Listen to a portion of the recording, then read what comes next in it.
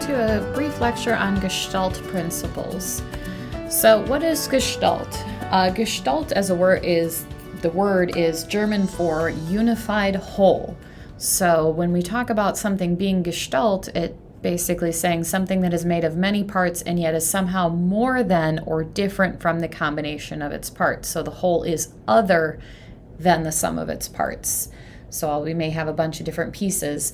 How does our brain get meaningful perception from this visual stimuli? I have a bunch of visual things kicking around.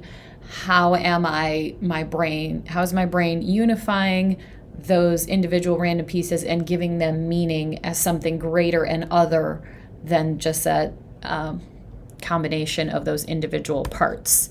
So one of the Gestalt principles is similarity. Similarity occurs when objects look similar to one another. People often perceive them as a group or pattern. The human mind loves patterns. It loves to find patterns, and it loves to find meaning even in something that might be typically random. So the example above contains 11 distinct objects. They're all a bunch of different sized triangles, but it appears as a single unit because the shapes have similarity. If some of these triangles were different, they were random, differently placed, differently spaced, you wouldn't perceive that as a unified whole. You see this symbol as a unified whole. Unity occurs because the triangular shapes at the bottom of the eagle look similar to the shapes from the sunburst. If you were to just look at that outer shape, you can tell that those triangles match the ones above it. There is some of that repetition of a shape. There is symmetry there. That becomes a unified whole because these shapes are similar to each other. They're not exactly the same. The triangles are different sized, but they are similar. When similarity occurs, an object can be emphasized, and if it is dissimilar to others, that's called an anomaly. So the figure on the far right becomes a focal point because it is dissimilar to the other shapes.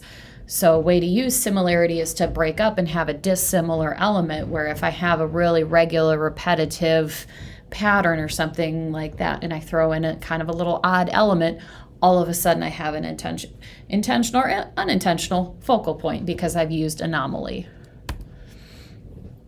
Continuation. Continuation occurs when the eye is compelled to move through one object and continue on to another object. Continuation occurs in the example above because the viewer's eye will naturally follow a line or a curve. Your eye naturally follows that negative curve through the H and onto that maple leaf. The smooth flowing crossbar of the H leads directly to that. So your eye starts at the left and goes to the right and continues on. Closure. Closure occurs when an object is incomplete or the space is not completely enclosed. If enough of the shape is indicated, people perceive the whole by filling in the missing information. Your brain works really hard to fill in what is not there. Although the panda above is not complete, with enough is present for the eye to complete the shape of the top of the head and top of the back. When the viewer perception completes the shape, closure occurs. You know that the panda is not missing the top of his head or the top of his back. Your brain is naturally filling in where that would be. Your mind's eye may even be drawing a line there. That is closure. Proximity. Proximity occurs when a group of elements are placed close together. They tend to be perceived as a group. The 9 squares above are placed without proximity. They are perceived as separate shapes. When the squares are given close proximity, unity occurs. When they continue to be separate shapes, they're now perceived as one group. So because those 9 are placed close together, you say, hey, these belong together. They're placed in a regular pattern, a regular shape, and close to each other. They all go together, versus if something is randomly scattered, that your mind does not perceive that as being a group.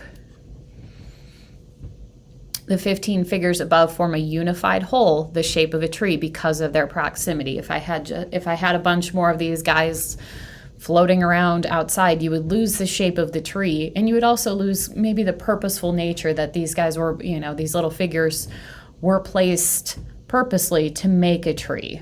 There's more communication. It's just not just a wavy looking figure. They're put together to make a shape so you can see the individual pieces and then the greater thing that they become simply because of proximity. Figure-ground relationship. The eye differentiates an object from its surrounding area. A form, a silhouette, or a shape is naturally perceived as a figure, which would be the object, while the surrounding area is perceived as the ground, which would be background. Balancing figure and ground can make a perceived image more clear. Using unusual figure-ground relationships can add interest and subtlety to an image. So we see this figure-ground relationship become more complex when it's difficult to say, hey, is the change upon the leaves, the water, or the tree trunk? What becomes the figure and what becomes the ground? Typically, when we look at something that is black and white, black will push back into a background and white will pop forward as the foreground color, because the way that this design is perceived, the water looks like it's going behind the tree, which would be the tree trunk. So while you now have white being both a background and a foreground image, that starts to mess with that figure-ground relationship, which makes this a more dynamic image to look at. Thank you for watching Gestalt Principles, and I will see you on the next video.